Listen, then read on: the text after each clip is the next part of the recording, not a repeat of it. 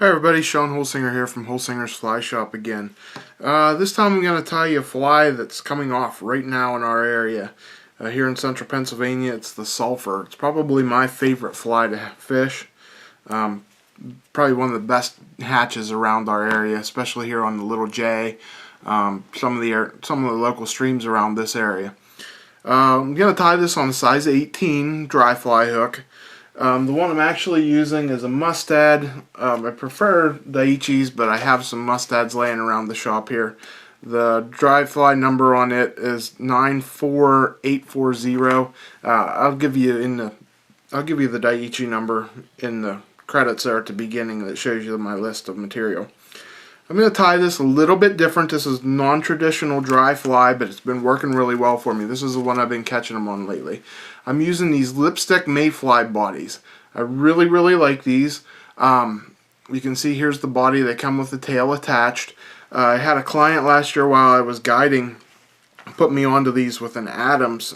He was from Texas and he used these, and boy, it worked really well. So I started buying them at the shop. We carry them at the shop. You can get a hold of them there.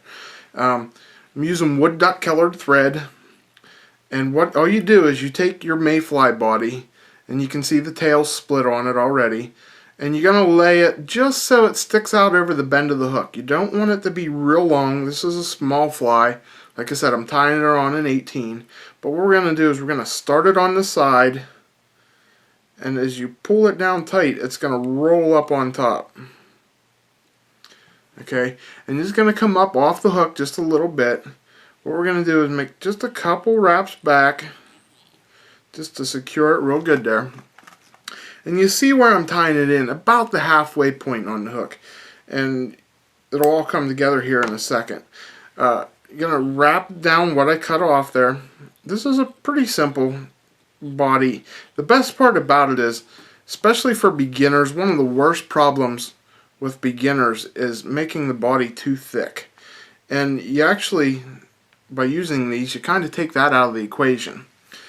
Okay, so you get that tied down. Then we're going to come in with, I'm using some Nature Spirit, extremely fine natural dubbing. Sulphur Orange is the color I'm using. And I'm just going to wax my thread a little bit. I'm using this high-tack Swax from Loon. Really like the stuff. It works real nice. And then I'm just going to take a really small amount of this and put it on my thread, on that wax. And I'm going to twist it down really tight. And I don't want much here because I don't actually want to really build it up. I just want to cover up my thread and give it the color I want. Sometimes I use more of an orange. Sometimes I use the yellow. It doesn't really seem to matter here. Just as long as I get that thread covered up and get that in there. Now the next thing I'm going to use is dry fly hackle. In this case here, I'm going to use a dark barred ginger.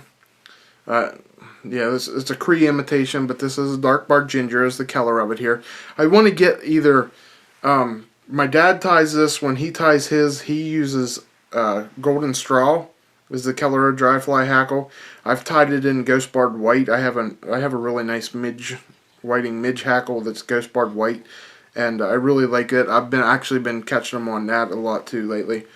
But I've been tying them on either ghost barred white or this dark barred ginger. And what we're going to do is we're just going to work our way up the hook.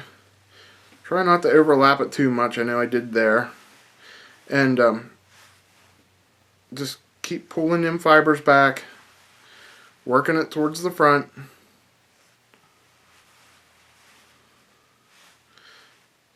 Okay, and then once we get it up to the eye, I'm going to leave a little room there behind the eye.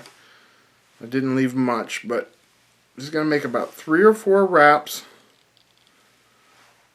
Okay, now, I find it very hard to whip finish these. So the way I usually like to finish is with a half hitch.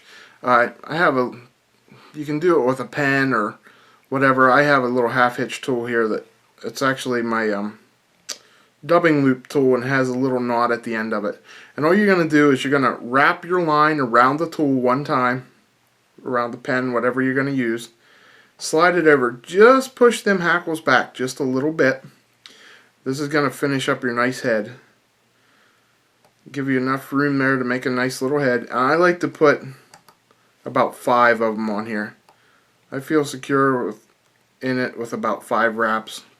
You know, when you do a whip finish, you put about 5 wraps on the whip finish, so that's why I do about 5 there. And then we're going to cut off our thread,